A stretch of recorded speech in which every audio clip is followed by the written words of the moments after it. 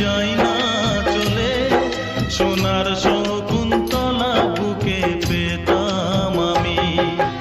আংটি থাকুক না থাকুক তার আঙুলে, যেতাম না কখনো যে তাকে ভুলে। দুষ্মন্ত রাজা যদি হতাম আমি, শকুন্তলাকে চিনে নিতাম আমি। আংটি থাকুক না থাকুক তার আঙুলে, যেতাম না কখনো যে তাকে